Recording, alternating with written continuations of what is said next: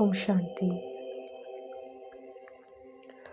ज्ञान, योग, धारणा और सेवा। बिना धारणा के सेवा नहीं।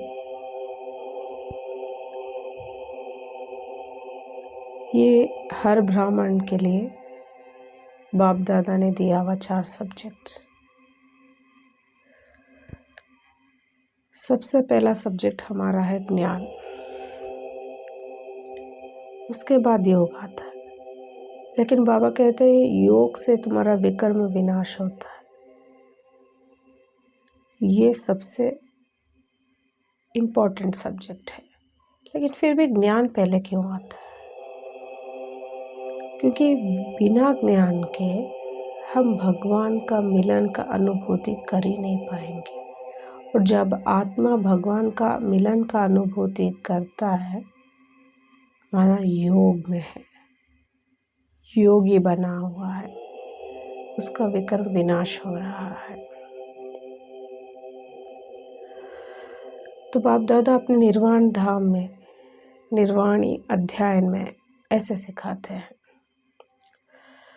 जब आत्मा साक्षी स्थिति में स्थित होता है, जब उसको ज्ञान मिलता है निराकार रूप को धारण करने का। निराकार रूप तभी वो धारण कर पाएगा जब वो आत्मा परमात्मा से मिलन मनाता है। जब आत्मा परमात्मा से मिल जाता है तो वो उस आत्मा का मैंपन समाप्ति। वो आत्मा सिर्फ उसके मन में यही संकल्प होगा कि एक बाप दूजा ना कोई। इस रीति जब आत्मा परमात्मा से मिलन मनाता है तो सिर्फ एक ही बाप रहते हैं, 2 होते हुए भी सिर्फ एक। तो साक्षी स्थिति में जब होता है, अपना ही खुद का परमात्मा के साथ का मिलन का वो जो ज्योतिर्स्वरूप है वो देखता रहता है। और नॉलेजफुल शब्द बाबा बोलते हैं, मतलब आत्मा को संपूर्ण ज्ञान मिल जाता है कि भगवान को कैसे कनेक्ट किया जाए, अपने आप को कैसे निराकार स्वरूप में स्थित किया जाए। जैसे या माना कैसे अपने संकल्पों को निर्विकार किया जाए और निरहंकारी बना जाए। ये सब एक साथ होने वाला काम है। एक एक सेकंड भी पूरा काम चलता रहता है। तो योग तभी होगा जब आत्मा निराकार रूप को धारण करेगा। इसलिए स्मृति और स्वरूप कहते हैं, और शब्द यूज करते हैं बाबा। जब आत्मा निराकार रूप में रहता है तब वो स्वरूप प्रकट होता है, स्थापना होता है। कौन सा? ज्योतिर्स्वरूप, जिसको शिव हम सब कहते हैं, मेरुदाना। कई वाणियों में बाबा ने कहा हुआ है, शिवरात्रि में सिर्फ फ्लैग होइस्टिंग करते हो, लेकिन आपको तो मूल वतन में फ्लैग होइस्टिंग करना है। इसका माना क्या है? बिंदु स्वरूप को वह हम स्थापना करना है। और जब आत्मा निराकार रूप धारण करता है, बिंदु स्वरूप को वो स्थापना किया हुआ है।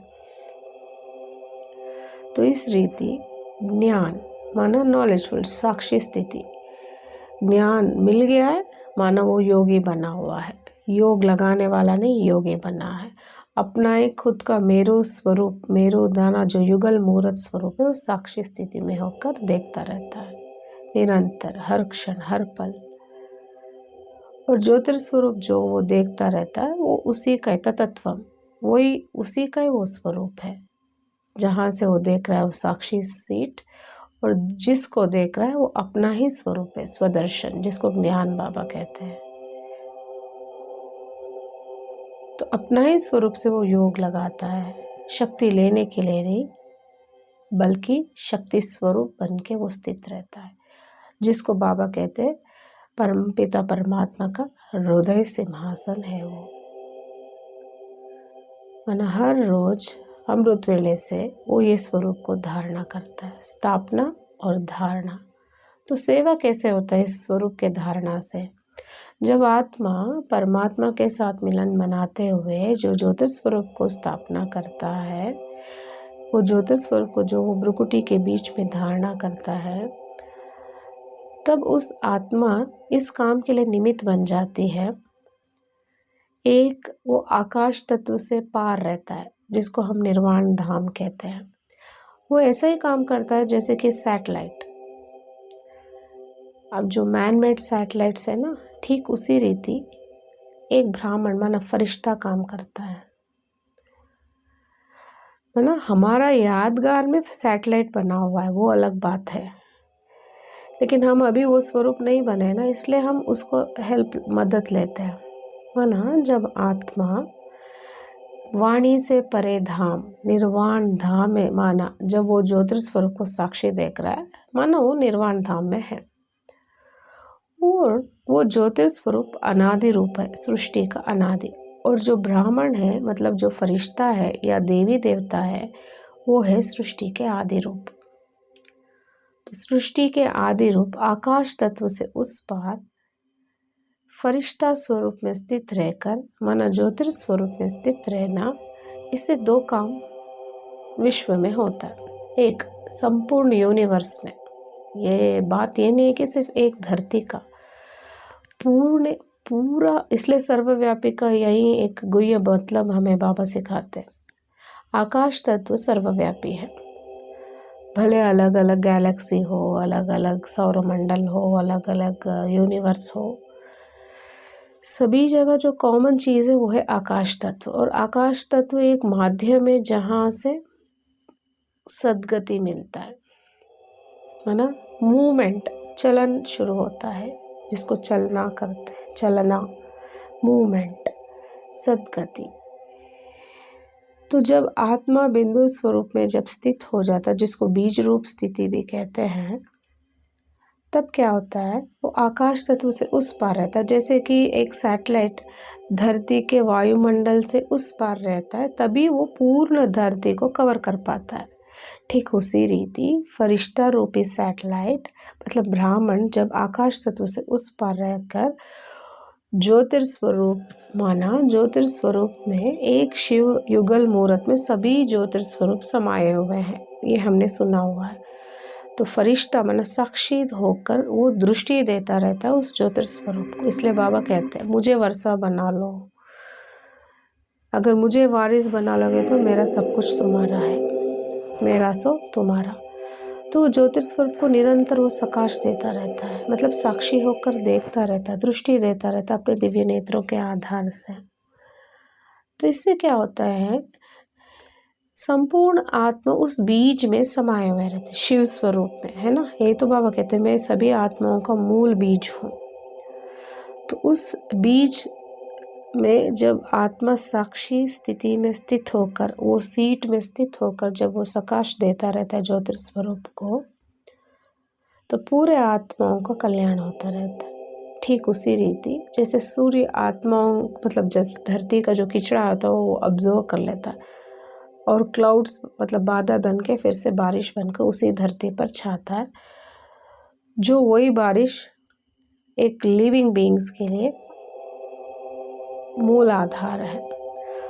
तो जब आत्मा ज्योतिर्स्वरूप को, मेरु स्वरूप को प्रकट करता है, युगल स्वरूप को जब प्रकट करता है, साक्षी होकर जो देखता रहता है, उसको सकाश देता रहता है, उससे क्या होता है, आत्माओं में जो किचड़ा समाया हुआ है वो सब भस्म होता जाता है।